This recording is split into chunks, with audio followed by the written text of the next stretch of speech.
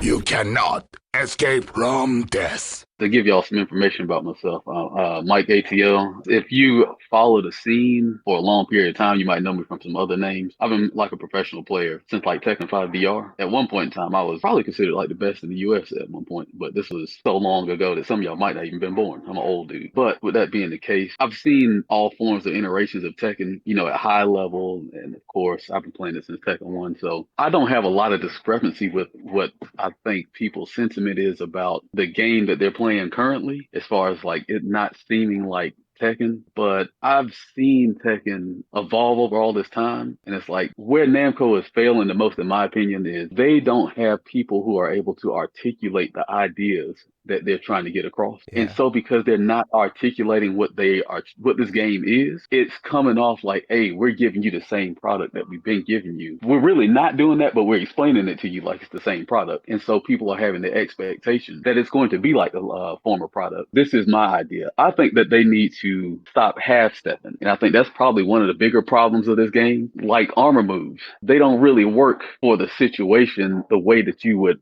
need them to work for the game to continue to be super oppressive like that. Right? Like in my opinion, they should just armor moves should just be like Street Fighter moves. Just make them fully invincible and it take up a part of your heat bar.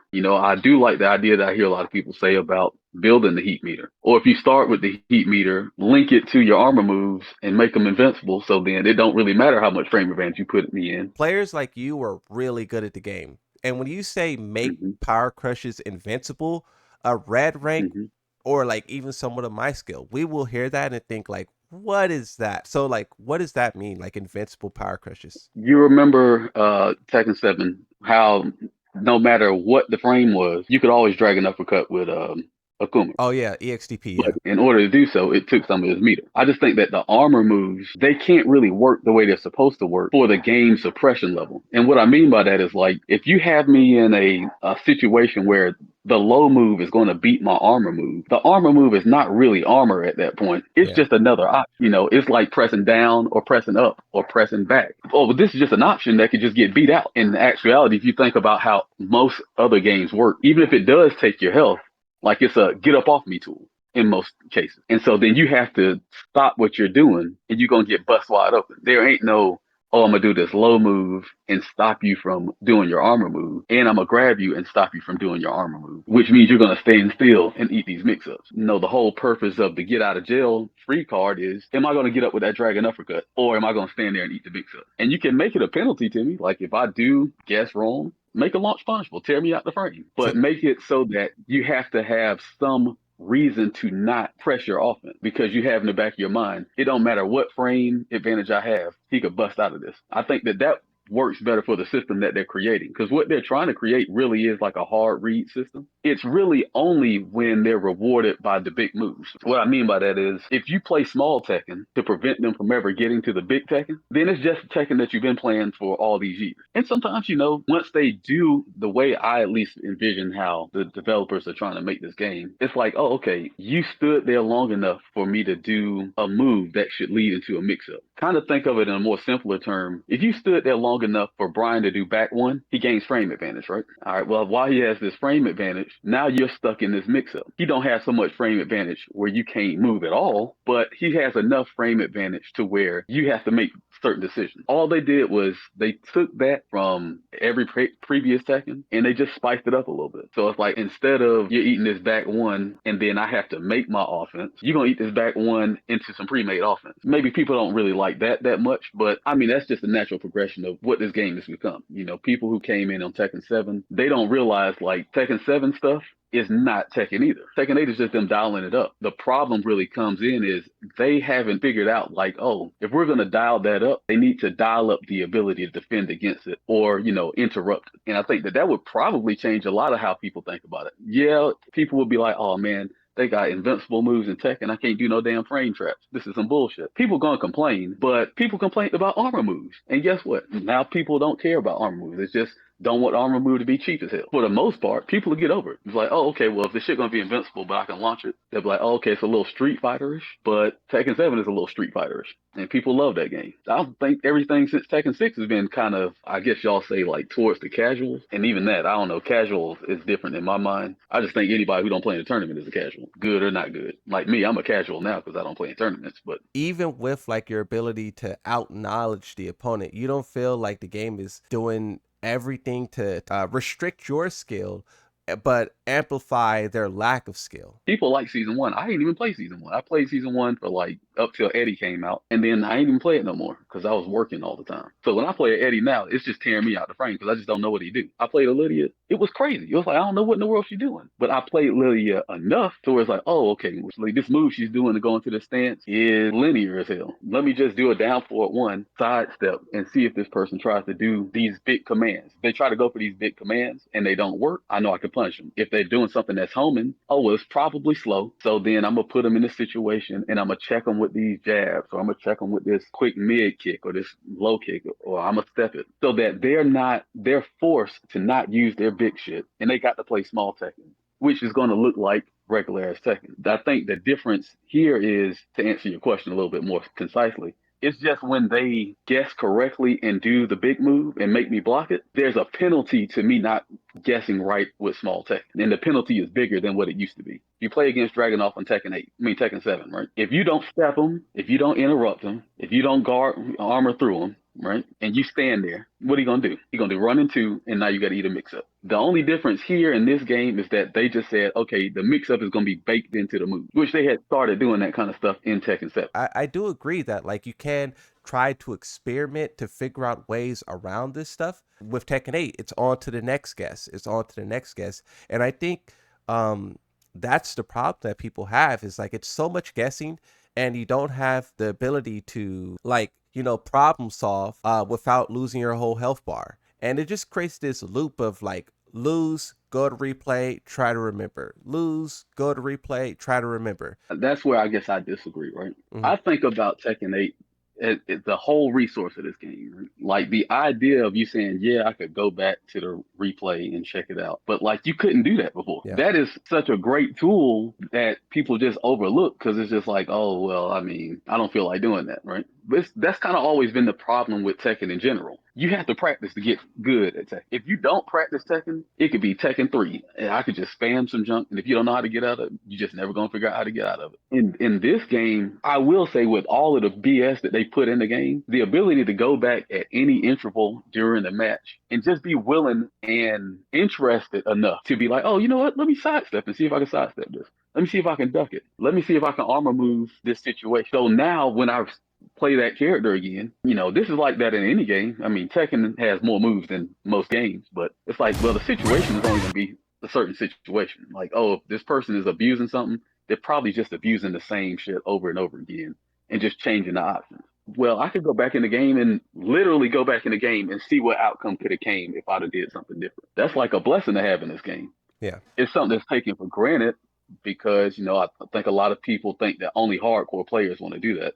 And maybe that is true, but it's the hardcore players who are having the most issue. Real button mashing casuals don't care about the fact that this junk is mashing. They don't even know the difference. You think button mashing casuals back in Tekken 3 when they got Eddie, you know why they picked Eddie? Because he did a whole bunch of stuff and you just mashed on the buttons. Like those type of casuals aren't really complaining about Tekken 8. The people who are complaining about Tekken 8 are people who are either so good at the game that they just dislike the knowledge that they have because they know that they don't have the optionality that they should have, which goes to my point about they should just make certain armor moves just be invincible, or just give you like a invincible move or something.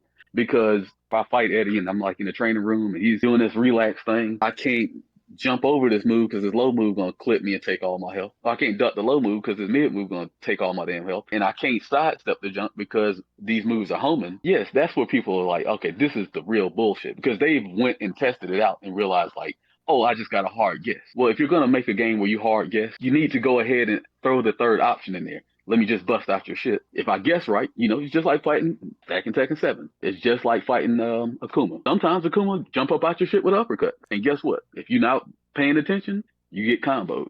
or you get knocked away, or you experience this because you play with Yoshi. Yoshi can flash out of a lot of stuff that people can't even do nothing about. So what does that do? All that does is it makes them play you more cautious. All that BS that they got, they think twice about doing it because you got a flash. Reason people want Yoshi's flash out is because he can get out and nobody else can get out. Just think of it like basically any other fighting game that's got a system where you can break out of stuff. Like the only thing that's going to stop me from doing the Dragon Uppercut is the fact that I don't have the ability to do it. But a Dragon Uppercut is also super punishable by everybody on the cast at all times. You link the power crush to the heat mechanic, right? I'm just thinking like a kind of a whole overhaul that could give them the game that they're trying to create, and I think would give people less of a anxious feeling about the game that they're playing, because it's obvious that they want to create like a 3D version of Street Fighter. This is what Tekken 8 is supposed to be. They're really only lacking because they're not giving you the mechanics to make that happen. Because it sounds like you're saying like it's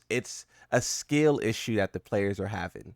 I think it's twofold. I think the players are correct because the development team, is not articulating the game that they want to design. So it's leading people to believe that they should be playing something that's comparable to Tekken 7, when this game is supposed to be like a 3D version of Street Fighter. Like they haven't articulated that. So people are expecting it to be one thing and it's not that. That's one portion. I think people are correct in that the game is super oppressive, but it's super oppressive because the development team hasn't implemented the right kind of tool set to make it where it can be Street Fighter but 3D. Because this is obviously what they're going for. And I don't think that's a bad concept. I just think that if they just decided to implement the right tools, like if you knew you could just uppercut out of anything that, like Lydia, if I knew I could just uppercut out of all of her BS, she's less likely to just keep trying to press me with this junk. She's going to at least think a little bit, right? I think people have just been so done with the system and so done with the developers and how they've been going about things that they hadn't really took a look at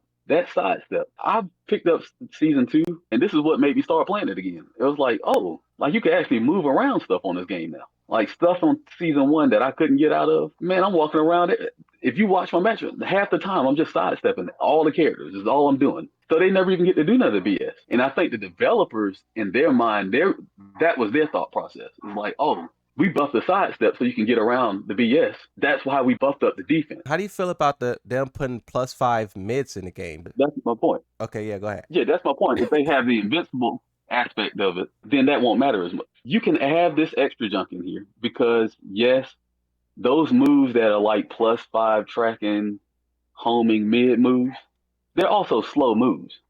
Like they're fast to us to react to, but like they're slow in the concept of like Tekken frames, right? Something that's over like 14 frames is like a mid-ranged attack, and anything over 18 frames is a slow-ass move in Tekken. So it's like, all right, well, if Lars is running up, jumping, and doing this big-ass mid-kick that jump way across the screen and make me block and he put him in frame advantage, the development team is thinking like, well, why you let him jump in the air for like 45 frames? Like he was in the air for a long time. You could have did a down forward one and beat him out, or you could have did your armor move or something. That's how they're thinking about it. And as the players who are dealing with the bullshit, and what made me think about the invincible moves is like, listen, I don't want to have to be dealing with trying to figure out like if I gotta stand here and wait on him to do this jumping move to jump over my low jab, or if he gonna slide in and hit me low. I don't got time to be worried about that jump.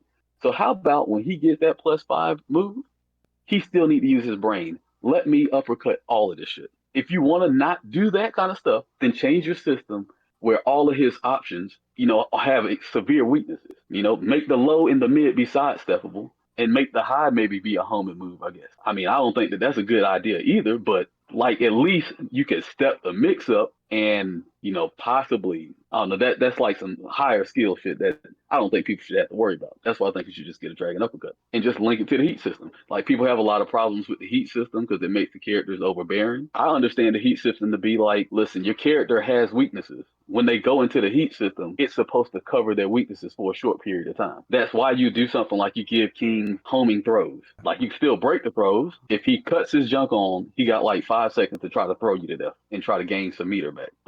So you can't sidestep his throws. The rest of the game, you can just sidestep his throws all day. He got to work hard to throw you. So that's kind of like what their idea is. Yeah. But once again, it just kind of goes back to the same thing of they just need to implement, even if it's not an invincible move, they need to implement something that negates all of the guesswork so that the opponent has some reason to stop pressing you. Because right now, what's happening is people don't have a reason to stop pressing you because everything covers too many options. You know, the low is beating the power crush, is beating you standing.